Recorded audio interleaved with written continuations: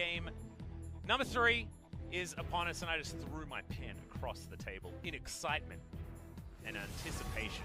What This are you particular excited match, for? KT? I'm excited for the draft because I just want to see some changes, and I want to see whether SANDBOX can shore things up and allow themselves to get into a position where they can deny the power picks from KT, because I think things like the Vladimir were a bit of a problem here. The free pick of the Yorick into a lane where he likes it was also a little bit of a worry. However, it was kept down throughout most of that game, and Smeb, it was only until the very end that he was able to grab a couple of gigantic bounties and become unstoppable. So far, the bans, Lucian and Jace being targeted by KT, LeBlanc and Yasuo on the side of SANDBOX. We haven't seen Karma, which I think is really interesting, and what might be affecting that is that the live servers is actually where most people scrim, as well as solo queue on Korea. So how much practice maybe if some of these teams actually had with Karma? I know that we've seen it throughout the week, but we're all the way here now on Sunday in Korea, and I feel like every day, though, there was less and less Frostmancy being employed. I felt like it was running rampant day 1. Day 2, there was a bit of it as well, and then since then, we've seen it here and there, and mostly on the bottom side of the map, with Ezreal's picking up the Spell Thieves. Is SANDBOX thinking about going over to the Zoe themselves, and I think this is a fantastic choice. Deny it from BDD, and give Dove the power pick, and avoid first picking Aatrox again. Zoe is super priority, and with LeBlanc being banned away, there's basically very to little. Well, LeBlanc's banned left. as well as the Lissandra, which is the secondary pickup into the Zoe.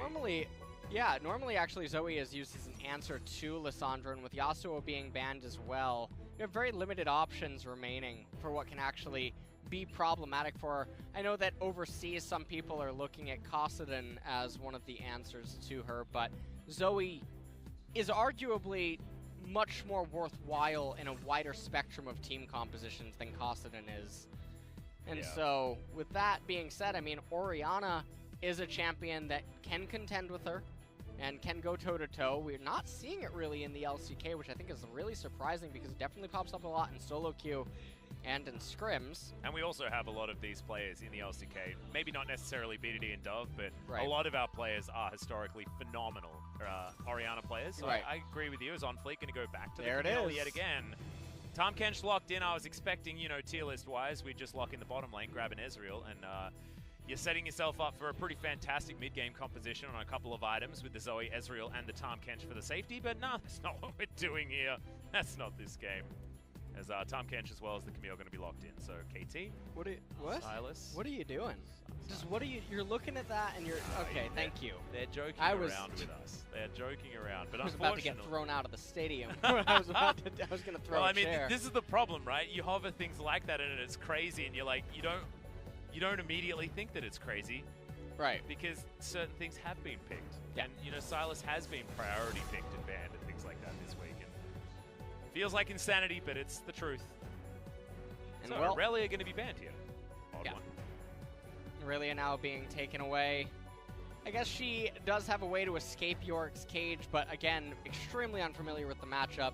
This champion just started popping up very recently in the meta in top lane, and so you have to ask yourself, how practiced are certain people on the matchup in top? And so if you're banning away the Aurelia, I guess KT probably knows a little bit more about it than most people. This is Aurelia with the slight change as well. I mean, the stack's giving you attack speed and then getting on hit once you hit a further stack cap, so a little bit more bruisery flavored is the Aurelia, but gets a bit of a wave clear back. Is Sivir going to be the ban away from Ghost? He has to pick a different champion this time around, as Kalista was the ban, and I actually quite like the ban on SANDBOX's side, because you've got the Thresh Kalista lane available, as well as Nocturne being on your side of the map, which feels fantastic. Okay, Draven banned against Zenith.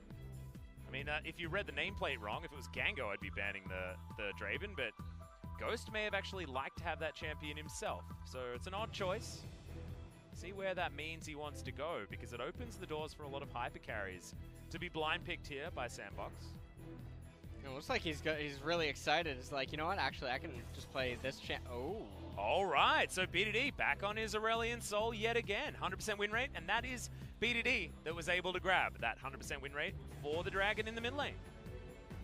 Looks like SANDBOX discussing what do we have that's good against this, and to be honest, they already have a lineup that's really good, and oh man. Ghost is like, wait a minute, this champ wasn't banned? Wow, I thought it was globally banned. Oh. Weird, guys. Oh, you mean he's not disabled? Ha! Oh. Well, there we go. The Ezreal finally going to be discovered here. And you know, if you click the little, like, the bot lane icon, you can actually... Oh, no. Really? Come on, guys. Come on, Summit. 7 seconds to go. He's probably going to do... Yeah, Aatrox. I might lose. You LS might lose again. me. I might lose him again. I'm gonna walk off the desk. Please stay. Please stay. All right. Well, KT we got a last pick. They might redeem it. I don't know. They need an ADC. Oh, they don't necessarily. Wow. Looks like they're hovering Vladimir. Oh man, saving the best for last. Oh no, this would be the least fun. Okay, and Victor's locked in. No. Okay. Well, Victor. One of the champions that can try to bully Ezreal early on. Victor Thresh, definitely an interesting lane dynamic. Aurelion Sol, like I said before, he doesn't have the easiest of times, and he's also a sitting duck against the Camille in mid lane. He's going to have to be very careful. You can see he has the cleanse available. And so Camille and Zoe are going to have a very easy time trying to bat him around in mid if he ever overextends, but as long as BDD plays the laning phase well enough, he should be able to get roam priority with the Nocturne around level 6 and potentially cause havoc across the map.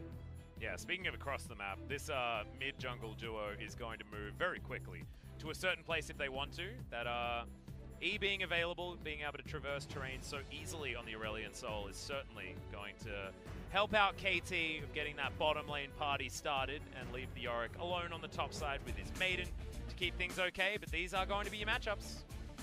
And Aatrox, Camille, Zoe, Ezreal, and Thomas Kench. Obviously, this team composition wants to do very similar to game number 1. Camille wants to accelerate, but they have the fallback with the Zoe, Ezreal, and the massive mid-game poke. Yeah. Being able to be offered by the team composition, backed up by Thomas Kench, able to get any of them out of danger. And so it's a very scary combo to go up against in this current meta. On the flip side, though, for KT, you got Yorick, Nocturne, Aurelion Sol, Victor, and Thresh.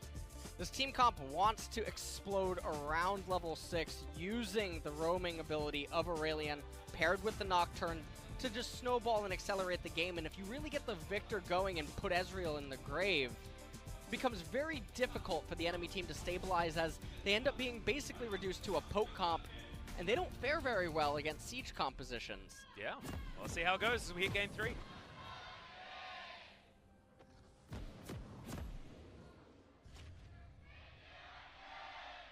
KT faithful, you hear a bit of extra kerfuffle, but fans definitely ready to see KT resurge here in the LCK, and getting a win onto SANDBOX here in the first round robin would certainly be a great way to solidify that one.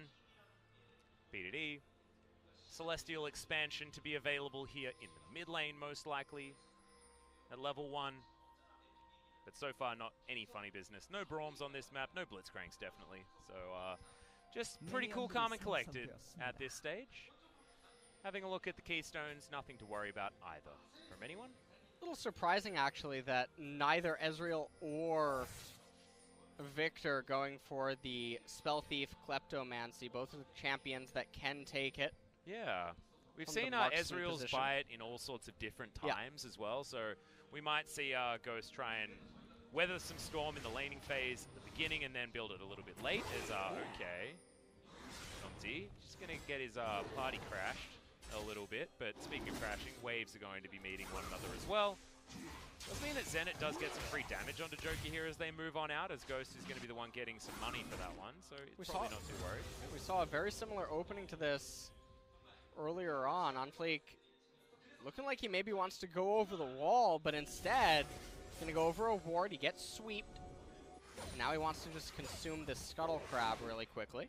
Yeah, we'll be able to do that. He's going for a full clear minus the Gromp on his bottom side before moving over to his red buff. Should be on Fleek grabbing a couple of these Scuttles. That's what we saw in the first match when he was playing his Camille.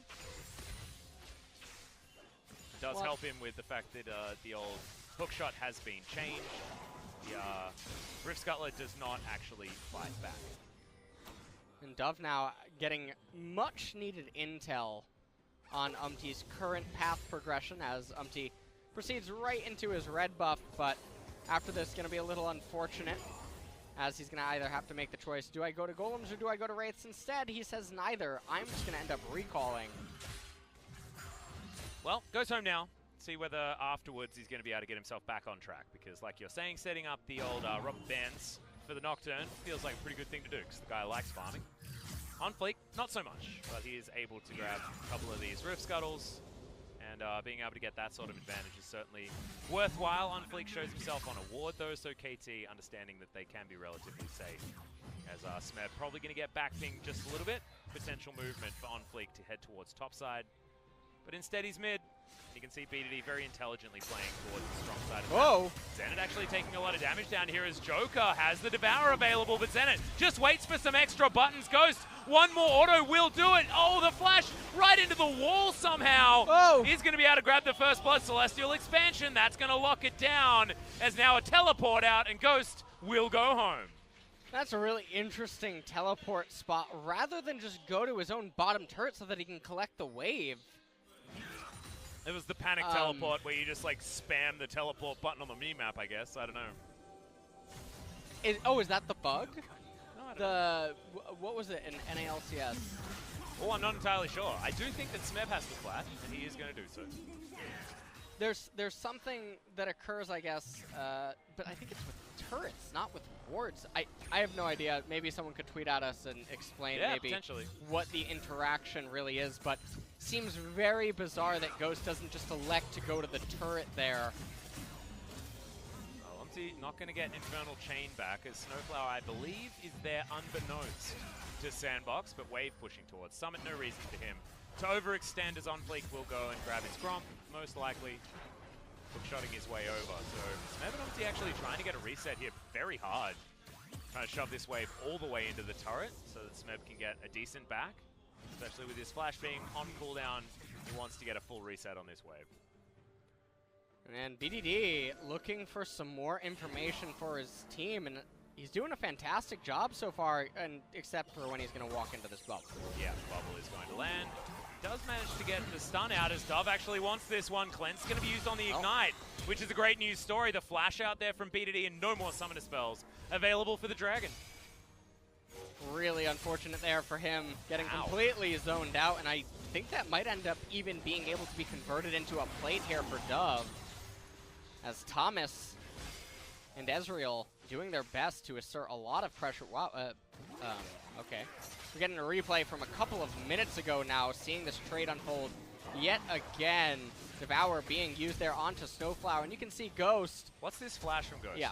I don't know what that one was. Not entirely sure. What is Thresh's secondary rune set? Because I guess if he has Triumph, I think that he's maybe afraid that Snowflower would get the HP back if Victor would be able to kill Joker in time, and then Ezreal can't get the trade. Aha.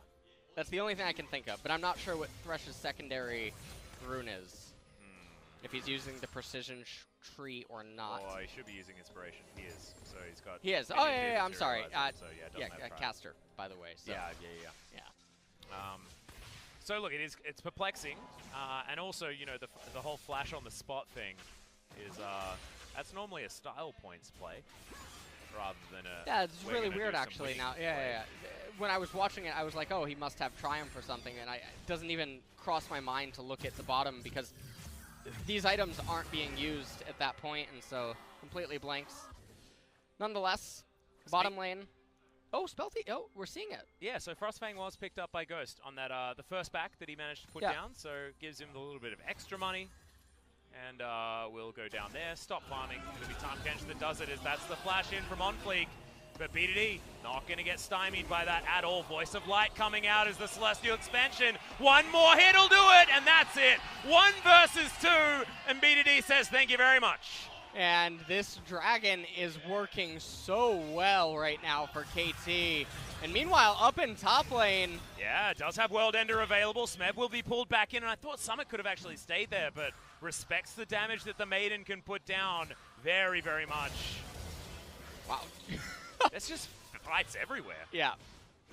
And meanwhile, fighting with the dragon, so even he's getting in on the action. SANDBOX is fighting with the dragon in the mid lane as well. They didn't have a great time, so he's going to try his hand at it. He's also not having a very good time. He wants to eat honey fruit instead.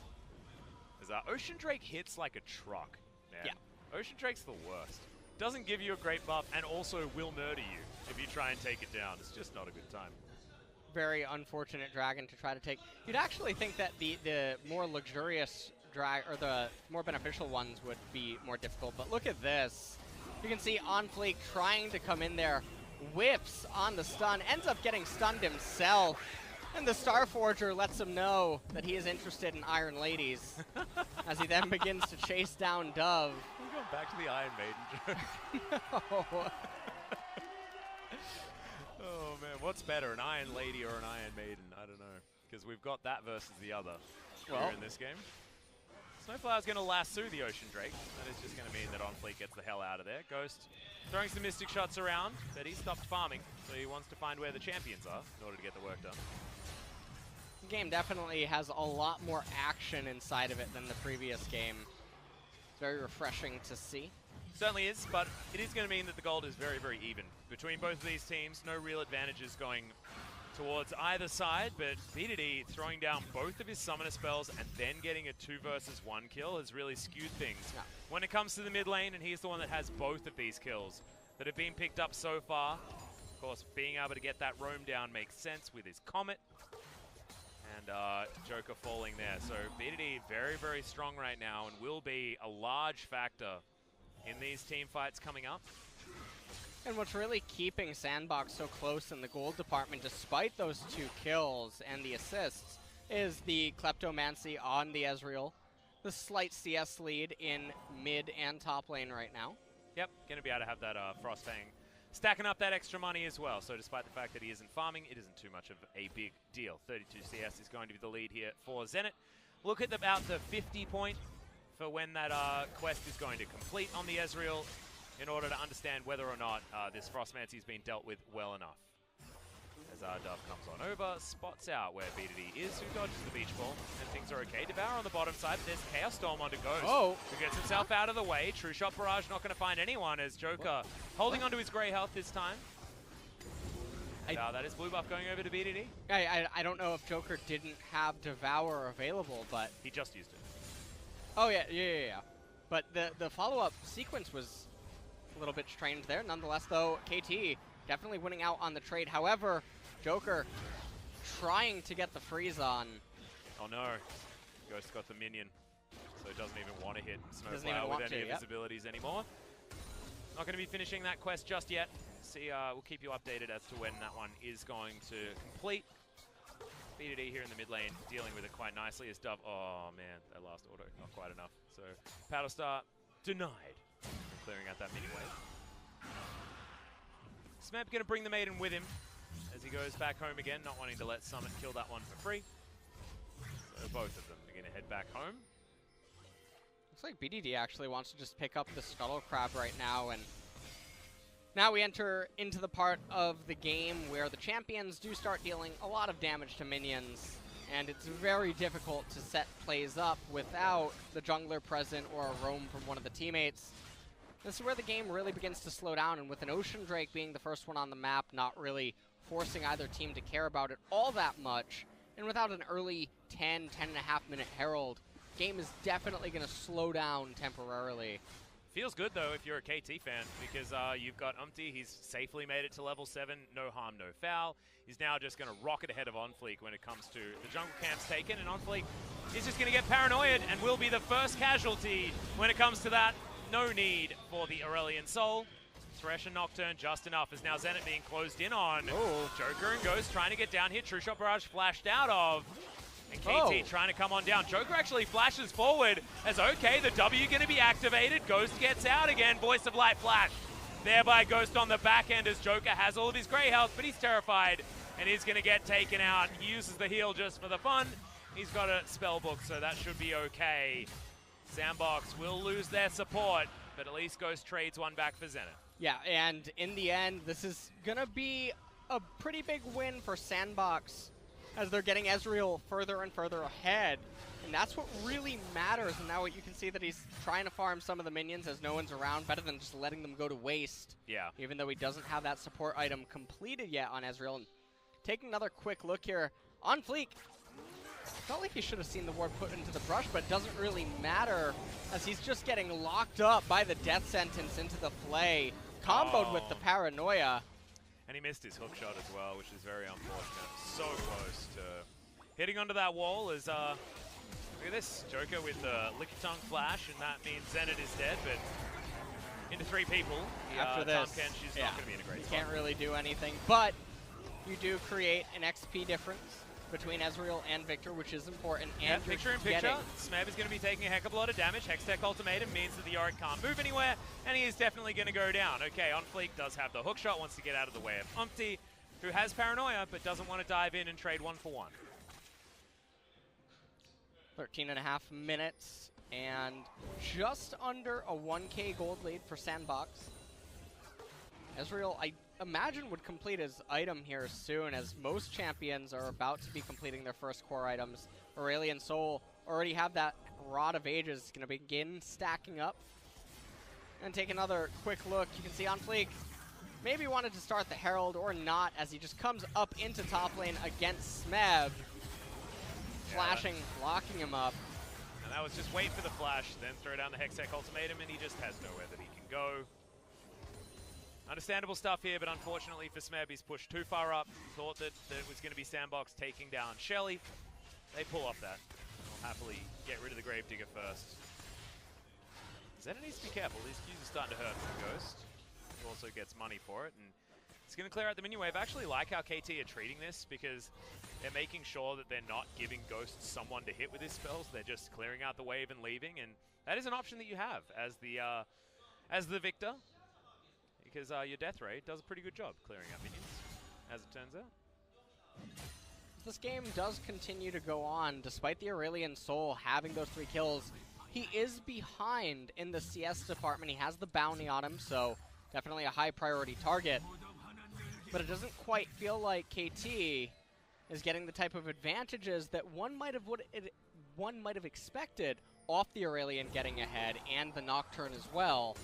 Yeah, well, normally you think it's because now, like, the Aurelion Sol can rotate around the map very effectively, but we haven't necessarily seen B2D be all that effective. Yes, that fight on the bottom side was cleaned up on, but SANDBOX had already got the kill, so it was actually coming into a 1-for-1 at that stage. Not exactly high value for the Aurelion Sol. Not going to create a man advantage with that one, as Shelly continues to take pokes, mostly from SANDBOX's side. OnFleek going to go back home, see what he can actually put together for himself as he gets back into the base. I don't know what that dagger's doing. Dagger is a strange choice. That is interesting. Does this mean that we've got Trinity Force Camille coming in for OnFleek? Tune in next week to find out. And there's the Lantern just to bring Zenit closer into the lane. That's a nice recall animation from Thresh. Yeah, it's super cool. Summit clearing out a control ward. Very exciting early to mid transition. I really love the meta right now. I love these 20, 22-minute laning phases where everyone just pushes waves back and forth. Back and forth. Hey, no, we got something to talk about. Ghost completed the quest, so he can get lots of money now. Probably wanting to grab both of his first core items and head back to base, and then head to the mid lane, and then we'll continue having this really intensely exciting mid-game meta that you were alluding to. Finally, that Ocean Drake does go down. That's going to be in favor of KT. First dragon of the game, going over to them. And now Shelly might also be taken here as control ward going to be cleared. And there's Camille on the bottom side of the map as Summit. Oh, Umbral Dash. Feels a bit bad. It's got a cooldown now. It doesn't stack up anymore. Nothing's allowed to happen, Atlas. I know. No fun allowed. Fun police here. Snowflower. If only Joker was Alistair, maybe the lasso would be a little bit easier to hit. Instead, he's a catfish. That's just not how you catch catfish. Lasso, bad news. Well, at this point, BDD and Snowflower hugging around mid And you can see that Umpty just waiting on the horizon, perhaps wanting to make a play onto Dove. As we pan back to Summit and the gentleman's agreement up in top lane. And so minion waves are going to be crashing forward. Redemption uses the wave clear, which is probably the most interesting thing that's happened thus far. Zenit could be in trouble as Gravity Field not going to lock down Joker. He wants to be able to get the Devour. That means that a flash comes out.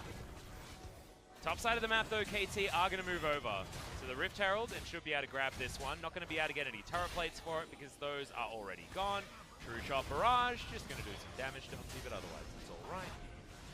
And the Maiden helping, sucking the life force of Shelly. And Umpty cleans that one up. So now a little bit more of an extra tool for sieging things out on the side of KT with that cool purple buff. Nice.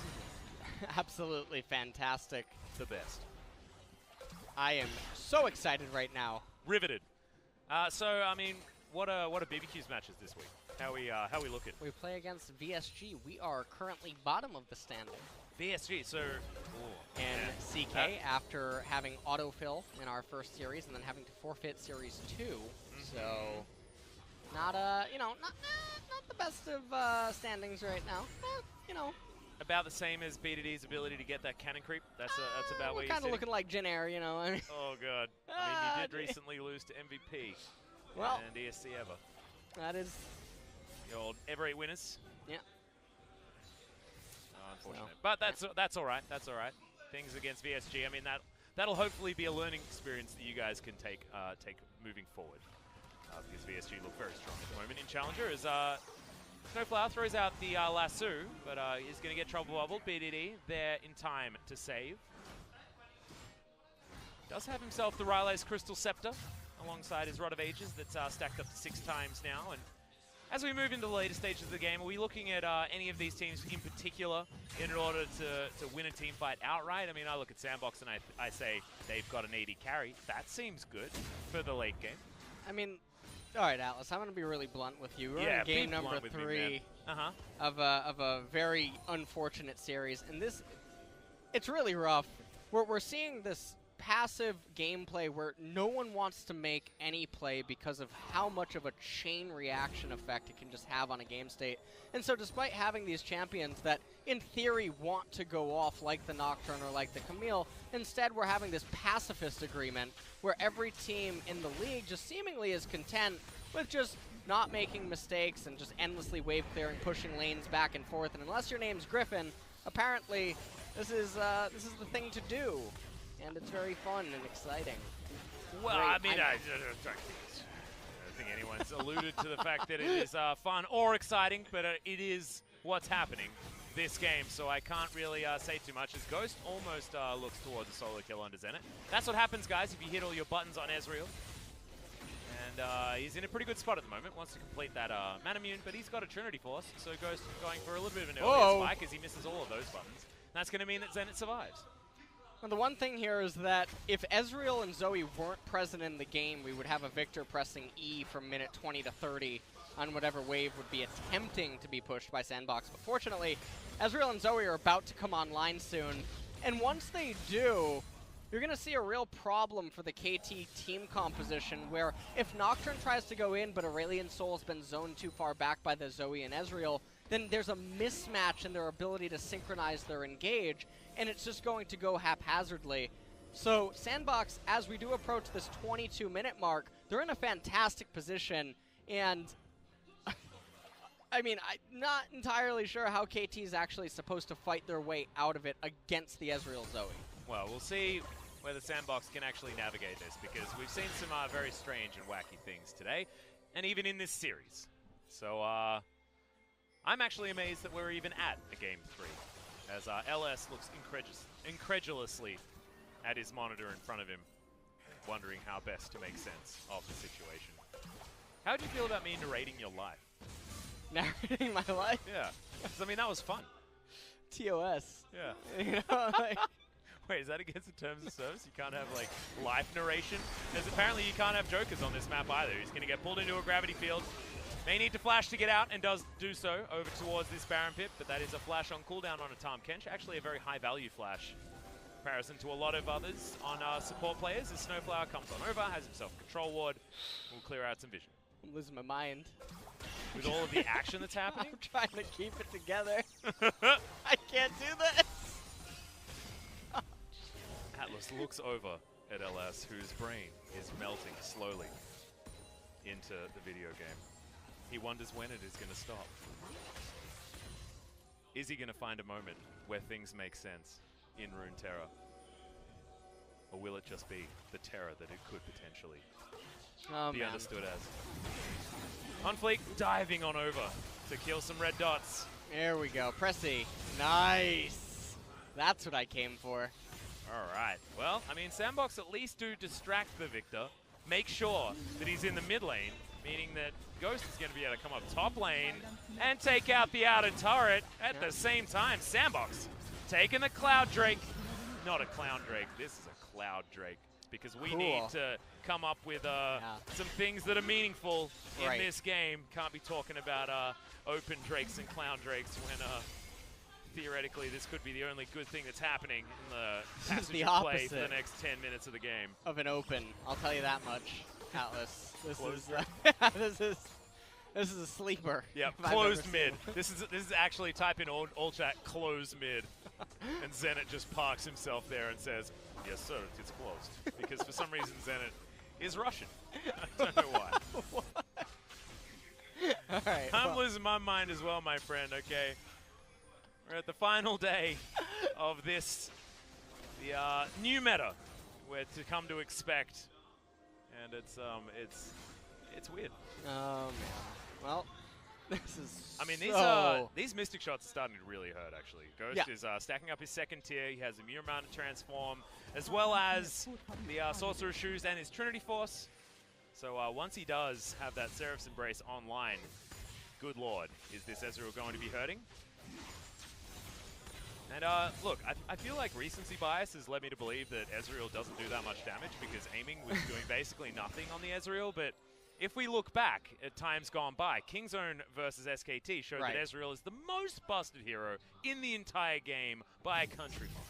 Yeah, Ezreal is absolutely phenomenal, and that's why we were so surprised to see him not make it earlier on in the series and then be picked as late as he did. And I mean, you saw Ghost's face when he locked it in. It looked like he was, what? Well, Zenit just got chunked out, so he threw another button at him. And he hit. He did hit. Yeah. He did hit. And now what we're going to do is we're going to prioritize this objective. Envoy coming in. Scuttler. Slow down there. He's coming in. He's getting the Scuttle Crab. Fantastic. All right. All right. That was the objective, right? That was a major neutral. Yeah, I mean, look at our Observer thinking that he was going to go for a gank on this Smith. Uh-oh. Oh, gets himself a stun. There's the Hextech ultimatum as Dark Procession throws on Fleek back. He does go golden just in time, and Ghost grabs that kill. Thank you very much, Triumph, and that is on Fleek surviving for the moment. Summit does have the World Ender, and they're looking to transition into the mid lane. Ghost, they're actually able to walk up very, very far as Dove. He's landed it, but hasn't actually popped it there with the Paddle Star for enough damage. SANDBOX, I mean, something just happened, LS. Well, this is actually where the game starts to get exciting. Zoe and Ezreal are tired of waiting. Yeah, and another Trouble Bubble, True Shot Barrage. There's Ghost. And that's what we wanted to see out of this. Ezreal comes in, they take down the outer turret, and now it could all just fall apart from here. Snowflower, Trouble Bubble, not going to land. Omti very close to just blast coning his way in there, and this is what happens. It's so explosive. We may actually have this inhibitor turret going down. This is what I was talking about in the previous series. Oh, Trouble Bubble. And also during the break, is that teams do nothing for 25 minutes, one mistake, and this is the byproduct of it. And you can just see, this is where Ezreal and Zoe come online, and that's why I kept saying, KT, what are you waiting for? What are you doing with your early into mid-transition leads? You don't accomplish anything, and you're just going to bend over and die, I guess. I mean, I'm not quite sure what they are hoping to accomplish, but SANDBOX, they're really handing it to NA right now. As you can see, Smeb takes that blasting plant over the wall. And that was the first step into the death chamber for 2 turrets and Smeb. Well, wait, 3 turrets. I tell a lie. As we're now staring down the barrel of about an 8,000 gold lead. Yeah, so things just going to hell in a handbag, man. It's just Look at the poke. Right. I mean, Zoe and Ezreal, there's no answer for this KT comp, and the reason for that is because Victor can't be standing in a position relative to Aurelion Sol and Nocturne, able to assist them with an engage. Well, they look really excited about something happening in this game, and I can't blame him. As on Fleek, he's looking for more. We can go back to that coach's booth because I think they're about to cheer yet again. 3 people here with a true shot barrage. Snowflower going to be the first target, but goes golden. Smeb find his way into the back line as there's the world ender. Diving on forward, and they do manage to pick up the Aatrox. On Fleek gets out with a hook shot, but Joker isn't going to be so lucky as KT have found their fight back. We've got Dove, we've got Ghost. We have a lot of damage remaining here as Ghost realizes that he can't hit his W onto the Maiden. She is not a champion. Oh, but she can go to sleep. She can. That's interesting. She's not an Is she a ghost? I mean, she looks like one in this skin. Yeah, does she go to sleep? I don't know. Does Ghost go to sleep? We could ask him after the game. Ghost might go to sleep. Yeah, I think he might go to sleep. He's not going to go to sleep this game, though. G-Host doesn't go to sleep, though. G-Host. Ah, right. Ghost goes to sleep, not G-Host. Well, this is the replay. Yeah, this is the engage. Camille going into this really narrow corridor, and Zoe and Ezreal weren't here at the very start of this. You can see Zoe just ends up getting there, but Summit was already gone, and Joker was on his last leg.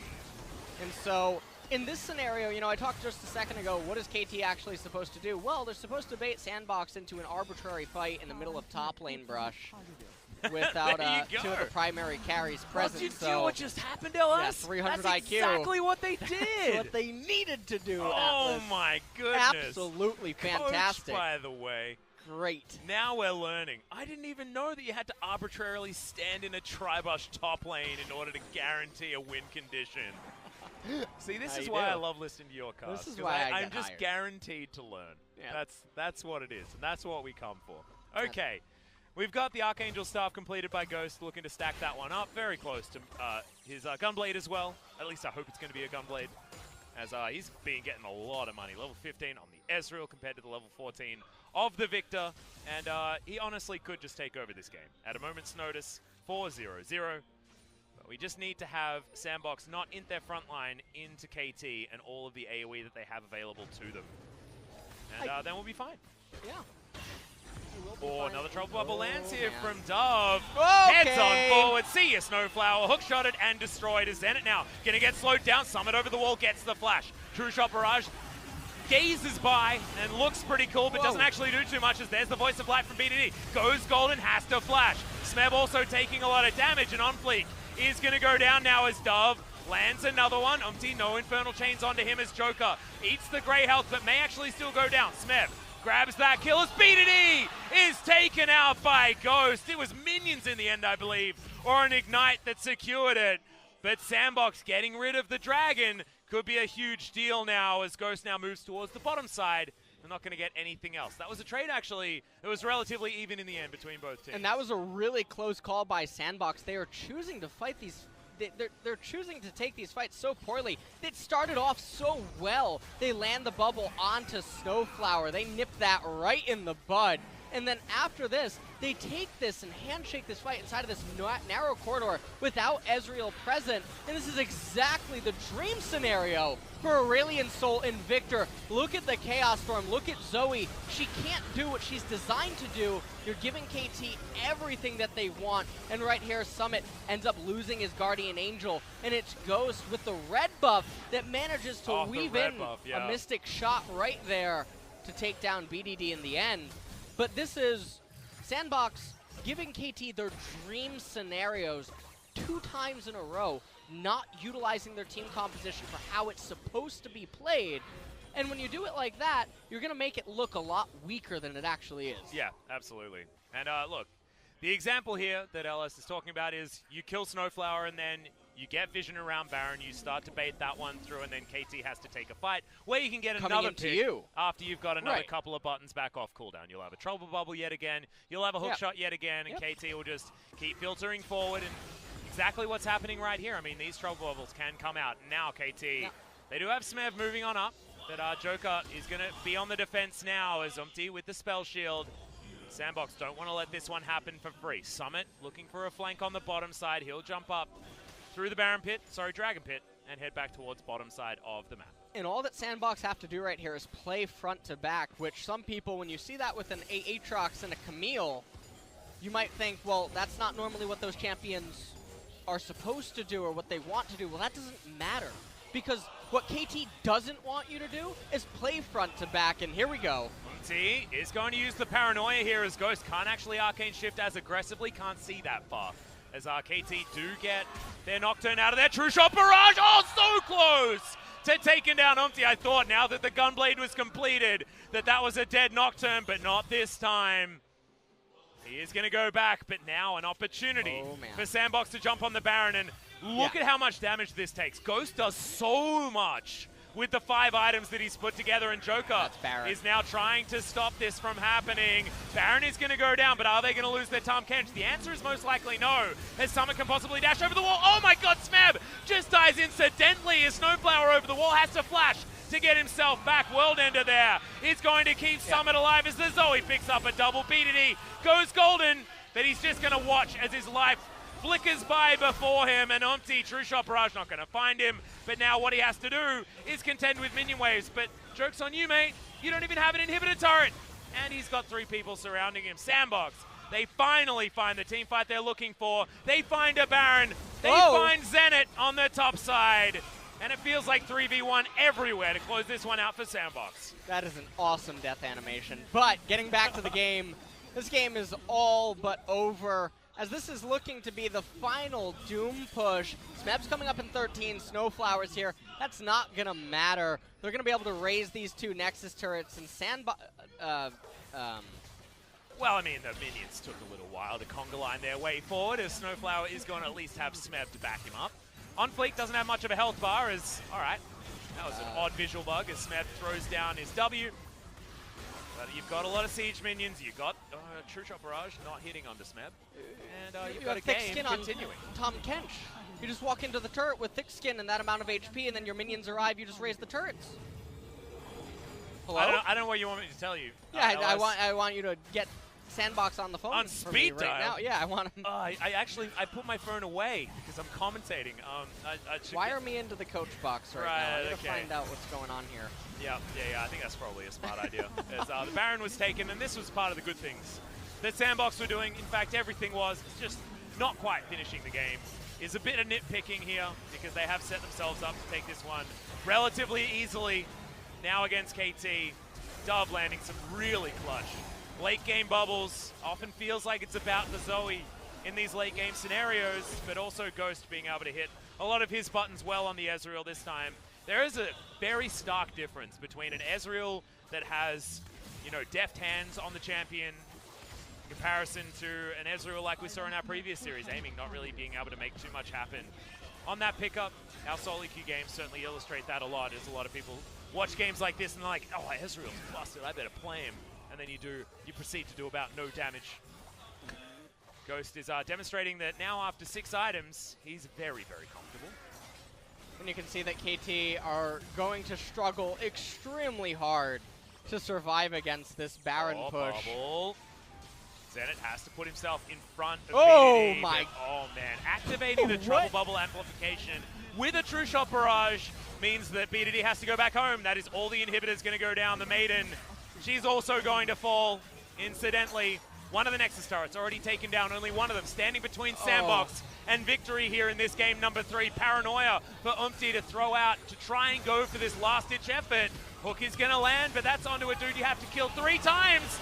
And that is going to spell the end. OnFleek grabs the first kill in this one as Zenit. Hextech Ultimatum is down. That's a double kill as he takes this into his own hands.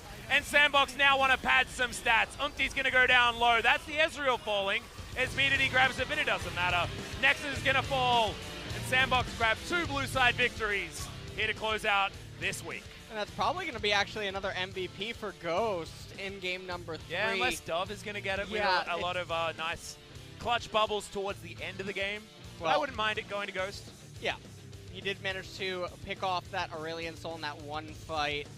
I mean, he had a lot of clutch plays on the Ezreal. He sniped Nocturne away with that ultimate that allowed them to actually capture the Baron because Nocturne didn't have Paranoia available, was forced to recall.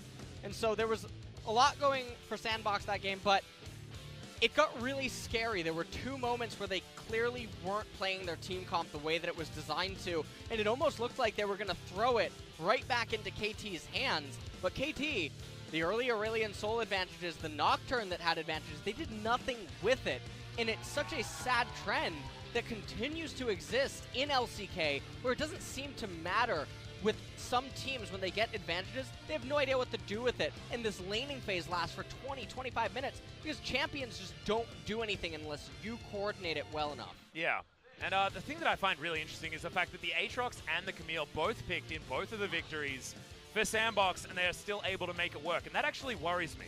Normally, you'd look at that and you'd be like, I'm impressed. They're using these champions that aren't at their full power level, and they're still coming out on top. But I actually feel like if they are picking them and still going to try and make them work, then how are they supposed to adapt to how this meta is moving forward? And if they're against a stronger team, that's going to show up. Yeah. You know, you can't just pick Camille, because honestly, on Fleek, he had some great moments, but he was exploding in fights. And we saw that top lane skirmish. As soon as one of these pieces does fall apart, it is far more difficult to make things happen on these particular picks than it used to be. So SANDBOX are able to pick up the 2-1 victory over KT, but it's not inspiring me as much as, say, Griffin's win did earlier on. And as these series continuously keep happening for SANDBOX, it does look like they're stagnating the longer that the split does go on, which actually isn't the same for Griffin. And so, in a weird way, the gap between Griffin and the top, 2 and 3 continues to widen, interestingly enough, as I feel like the gap progresses. Between Griffin and everyone. It's like Griffin and then 9 teams milling about doing stuff underneath them. Slow down there. Yeah. All right. Yeah, I feel like it's Griffin and then SANDBOX, and then everybody else is playing in the SANDBOX. Yeah. Like that's kind of how it works, and is also trying to get out of the SANDBOX at the moment. And yeah, I don't think anyone can actually get out of the SANDBOX that isn't Griffin. Thankfully, Griffins have wings, I guess. Griffins have wings, right. You'd expect Jinna to be in a better state. The telecoms, but, their phones are lost. You ever lost your phone at the beach? Yeah, that's true. It gets sandy. It gets sandy. Disaster. Yeah. Absolutely tragic. Yeah, and if you wear it into the beach, then you're definitely screwed. So planes don't want to land on a beach. That's probably Jin-Air's problem. Ooh, right? There we go. Right? Okay. I don't know what Gen G is, but if you go to a beach when Gen Z kids are there, you're going to have a bad time too. Hey, so you might get teased. We're also a bad time. We are learning. We can go through the rest of the teams here. I mean, SKT and KT, both in the same boat, both phones. That's a problem. Yeah. Afrika, you don't have great internet at the beach? That's a joke I want to make. I'm not totally sure if I can. We're not going to go. Yeah, you don't have great internet. We're going to go with that. Yeah, I mean, I'm Australian. You don't have great internet anywhere where I'm from, so that's an easy one for me. Yeah, no, I think this has run its course. This has certainly run its course. Someone. I don't know where we go with that. All right, yeah. That sounds like a Mario Kart map or something. And the beach maps were annoying? Yes. There you go. There you go. I don't know. I just feel like there is a gap. And you know how we talk about the gap is widening, the gap is smaller and all that sort of stuff? I feel like that's not relevant to regions anymore. It's Griffin and the rest. Now, as we're going to have a look at some highlights from this one, this was the 1-for-1 trade that worked out very interestingly. And Ghost, watch the flash. We needed slow-mo. Oh, we didn't get slow-mo. It was really interesting, but he closes the gap. Nonetheless, Joker goes down in the back. And this was the Ezreal thing that I was so questionable about, because Aurelion Sol's out of mana. Victor's not going to do anything to you. You're not in danger. If you just teleport to your turret, you get the minions and whatnot. So, anyways, right here, this is the turnaround where BDD, he lets them know. Yeah. BDD was on He 1v2s them. He was on fleek. He was on point. And he had both of his summoner spells on cooldown, and he still 1v2. This is where Zoe had enough. Yeah. Zoe and Ezreal. There you go. Just booped. And this is the passage of play where things just went completely wrong. And this is where we need to sort of defend teams playing in a meta like this, because once a moment like this happens, it's so hard to get back. So playing very reservedly around the possibility of something like this happens is certainly understandable. However, a bit unfortunate that KT walked into it. Fights like this, I mean, are also a testament to why playing your team comp the way that it's designed to be played is also important. I mean, SANDBOX arguably almost threw their massive advantages by giving KT ask yourself, if you're KT, what do you want right here? You're like, well, can SANDBOX please clump into us in a narrow corridor so that our Victor and Aurelion Soul can get maximum value and not be poked down? SANDBOX is like, absolutely. Yes, you can! So you came to the right place. Oh, man. Oh, God. Oh, jeez. And well, the weird thing is that they were, in the end, actually even trades. As Ezreal being able to weave in Mystic shots. Ghost Ezreal working out very, very nicely, as this was the last attempt from KT. And, you know, they landed hooks, they turned things dark. Umti didn't jump into the backline and kill himself, but it was just a lot of wallets being used as weapons, and OnFleek taking things into his own hands. And it's not like KT didn't have an opportunity to win this game. Yes, they're at a disadvantage the longer that the game goes against the Ezreal and the Zoe. But they had everything that they needed early game to get the ball rolling, but they couldn't actually accrue advantages off any of their kills, it seemed, and they certainly didn't seem to know what to do with the advantages that they were finding for themselves, and it continues to be a worrying trend for KT and KT fans as the season continues to progress. And I mean, what is going to be the change made for KT? Because they do have other players that they can be subbing in. You know, Gango might be an option here for KT, despite Zenit being good on the Vladimir. He looked a little bit forgettable on other picks here so far. And you put him on awesome dudes, and yes, he does look like he's getting things done a little bit more. But as like a straight up 80 carry battle on the bottom side of the map, it was looking like a bit of a disaster in game number 1 from Zenit. I mean, wasn't great news, as Ghost is going to head up to 700 points, 100 behind Chovy, and I believe is the only man on 700 points right now. And yes, he's going to be able to eclipse Clid, who at the start of the day was 600 with Chovy, and is now not actually in first place anymore at all. It's going to be third place for Clid, sitting on 600.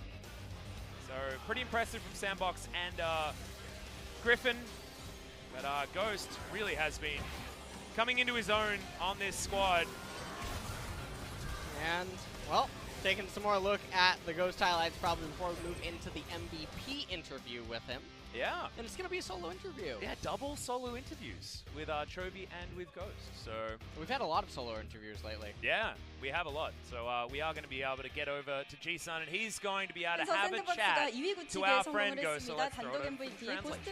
Thank you very much, guys. This will be today's last interview and also another solo interview with Ghost from SANDBOX Gaming. It was a long day. Weren't you tired during the games?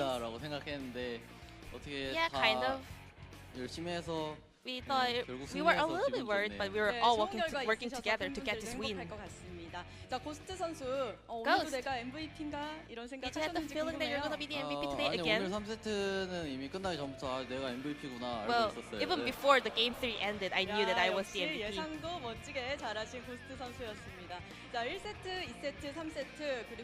It was a long 3 games. You have a lot of questions, especially on your draft. You guys actually didn't go with Ezreal in both game 1 and 2, but why did you go with Ezreal in game 3? Well, Ezreal is really a good champion, but it's not always a good champion. You need the right situation to use it. And that's why I played Ezreal in game 3. Did you have the expectation that the opponent will not be using Ezreal? Yeah, we had the information that KT Rolster also doesn't prefer Ezreal. Well, Camille popped up in game 3 because a lot of people were actually curious about jungler. Camille is no longer very viable in the current meta. Yeah, it's not the perfect situation to use Camille right now because of the patch, but we have trust in OnFleek. Maybe SANDBOX can be the only team that can use Camille as a jungle. So let's go through this highlight clip.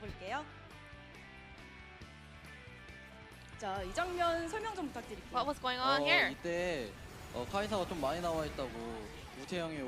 Summit actually told us Kai'Sa was a bit too much in the front line, so let's see him, and let's do this, and we were able to kind of win the team fight. But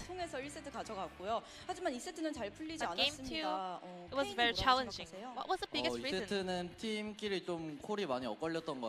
We didn't actually, we had too much of a miscommunications. That was the main reason why we lost game 2. 얘기 So 많이 back in 해서 game 3, 잘해보자 we had a 이렇게 lot of 피드백했어요. communications with each other, and we had a lot of feedback before going into game 3. 감독님도 이제 서로 말 좀 더 잘 And head 들어주고 coach, 할 he 말 also 있으면 told 더 us 하고 to like have more 그래서 communication with 선택 each 이겨보자. other, and let's 그렇게 do this for 네, game 또 3. 샌드박스는 조커 선수를 필두로 많이 모이잖아요. 3세트는 그 운영이 빛났습니다. Well, there was 3세트 amazing 초반에 고스트 macro 선수가 around 스매시를 Joker 잡는 today. 판단을 하고 테를 탑으로 타는 장면이 Especially you 있었어요. guys caught out 화면 보면서 설명 좀 Snowflower and 부탁드릴게요. then TP the top lane. 이때 일단 아우 소리 내려오는 거 알고 We knew 있었는데 BDD was 쓰레쉬가 너무 roaming 세게 down, 들어와서 쓰레쉬는 잡을 but 만하겠다 생각했는데 Snowflower was a little bit 그래서 aggressive over 여기서 there, so we were able to 고민이 pick him. 또 잡고 that 죽어야 pick 되나 him up. 말아야 되나 이랬는데 And I was 3킬째 오래 버티길래 thinking of 설마 just 하겠는데 하고 dying, 텔 타고 but 도망갔어요. I saw Joker 그래서 surviving a KT가 lot, 이제 so I just used 잡아오는데 my 이미 TP to run away. 네. 상황이었습니다. 야, 네. 정말 재미와 또 감동 모두 잡은 장면이었는데요. 야, 샌드박스가 이길 때 샌드박스.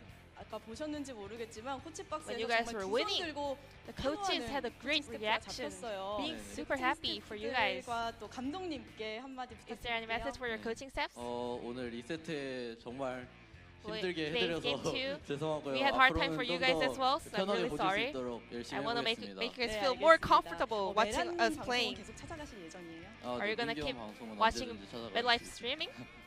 Of 네, course. 또 이렇게 경기 Always, 날뿐만 아니라 I'm gonna 메란 watch the stream. 방송에서도 뵐 수 있었으면 좋겠습니다. 자, 샌드박스 이제 남은 경기 아프리카의 SANDBOX, 경기입니다. your final 어떻게 opponent for the first round will be Africa Free. 저희가 1라운드에 이제 아프리카만 이기게 되면은 If we 그리핀을 take them 제외한 down, 모든 팀들이 이기게 되는데 We 꼭 그 목표 will 이루도록 be having a 하겠습니다. great result of winning 정말 every other 멋지게 team 단호하게 except Griffin, 말씀해 so I'm gonna 주셨습니다. accomplish that for sure. 응원하겠습니다. 고스트 선수 오늘 인터뷰 Thank 감사드립니다. you very much for today's interview, and this 네, will be 인터뷰 the 여기서 end of 마칠게요. today's 김계석 LCK, 나와주세요. and I'm gonna pass it back to our casters. Thank you.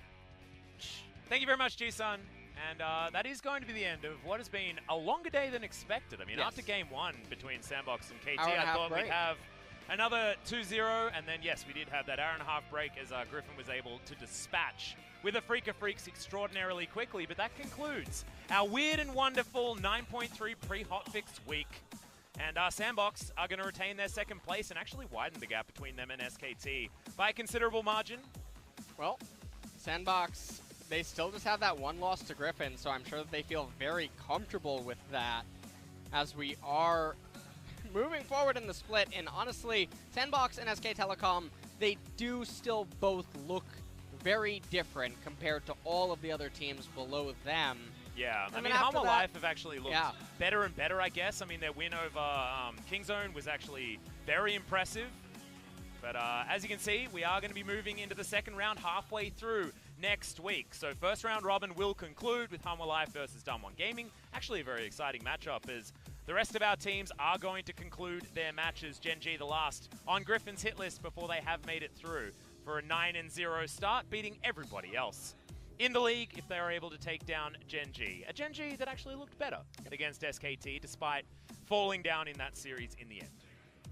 And Kingzone, I mean, that's a team that I really want to keep watching as the split progresses because they do look like they have potential to keep getting better and better and actually begin to challenge the second and third place current standings. Yeah, I agree. I actually feel like SANDBOX needs to be a little bit wary, and that's going to be their first match back as well. It's going to be Kingzone taking on SANDBOX Gaming, but still a whole lot more action coming at you next week. We're going to be starting on Wednesday.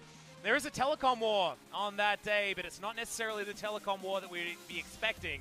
We'll see whether KT can turn it all around then. But for now, that is going to be it for us. Good night.